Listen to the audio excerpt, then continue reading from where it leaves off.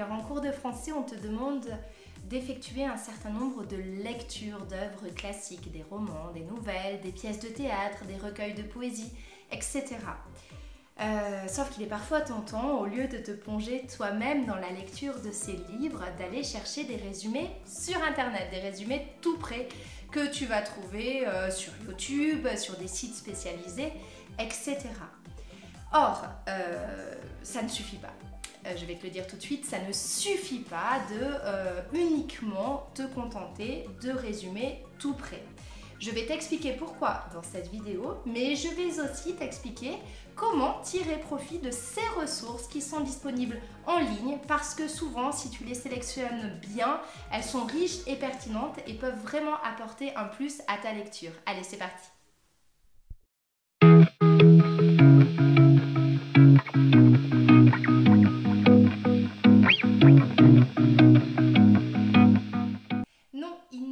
Interdit d'aller chercher des résumés sur Internet. Ce n'est pas du tout interdit. Je vais même te le recommander. Je vais t'expliquer tout de suite pourquoi. La première raison, c'est que la plupart du temps, les œuvres que l'on te donne à lire en classe, au collège, au lycée, ne sont pas forcément très attractives, ne suscitent pas chez toi un certain intérêt. Et on le sait bien, s'il n'y a pas d'intérêt, c'est difficile de se plonger dans une lecture. Faire des recherches sur Internet à propos de l'œuvre que tu vas lire avant de l'avoir lue va peut-être faire jaillir chez toi cet intérêt qui te manque, cette envie de découvrir le contenu du livre, parce que tu auras des éléments en ta possession qui te permettront de les analyser, de comprendre ces enjeux. Alors, les recherches que je t'invite à faire sur Internet avant de lire ton œuvre tournent autour de la vie de l'auteur. Amuse-toi à trouver quelques anecdotes amusantes ou surprenantes qui te permettront aussi de voir l'auteur incarné comme une vraie personne et non comme une entité abstraite qui se cache derrière le livre et qui est morte depuis des années et qui n'a finalement aucun intérêt pour toi parce que tu as vraiment du mal à te le représenter. C'est intéressant d'avoir quelques éléments de biographie qui rendent la personne vivante, l'auteur vivant. Je t'invite aussi à faire des recherches sur le contexte de l'œuvre, le moment où il a été écrit, sur la réception des lecteurs aussi à l'époque où l'œuvre a été publiée ou où elle a été représentée, si c'est une pièce de théâtre. N'hésite pas à t'intéresser aussi sur les personnages, leur rôle, si ce sont des personnages principaux, secondaires.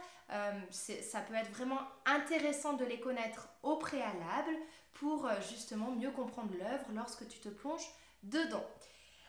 N'hésite pas aussi à te renseigner sur la structure de l'œuvre, son fonctionnement, son organisation interne.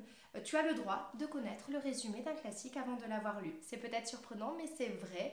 Ça t'aidera à te plonger dedans et à mieux le comprendre. Enfin, je t'invite à faire une recherche sur les thèmes de l'œuvre. Si tu les connais en amont de ta lecture, tu pourras les avoir en tête tout au long de ta lecture et du coup, tu les percevras plus facilement. Voilà, prends des notes sur tes recherches, c'est vraiment un temps précieux que tu vas gagner pour la suite. On passe à la deuxième partie de mon exposé, et bien la lecture elle-même, parce que après avoir regardé ces vidéos, ces sites spécialisés sur les œuvres littéraires, il va falloir quand même te confronter au livre. Alors comment vas-tu t'y prendre pour tirer au mieux profit de ta lecture? Eh bien, tu vas tout d'abord mener une lecture active et non pas passive. Ça veut dire que ce n'est pas une lecture que tu vas faire le soir avant de te coucher, allongé bien confortablement dans ton lit ou dans ton canapé, que sais-je.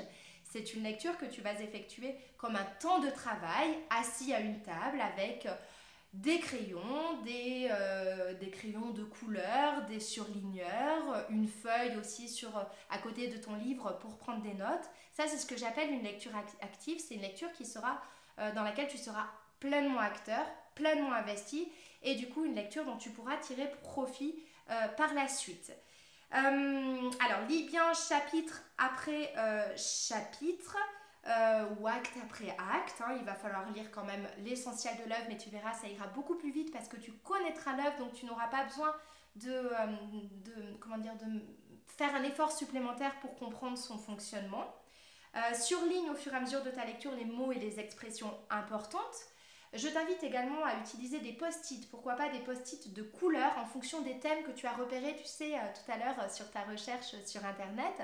Je ne sais pas si tu as repéré par exemple le thème du mariage, de l'amour, tu peux utiliser un post-it rose et à chaque fois que tu repères ce thème dans le livre, tu mets un petit post-it. Là aussi, ça permettra d'y revenir plus facilement, notamment dans le cadre de la dissertation par exemple.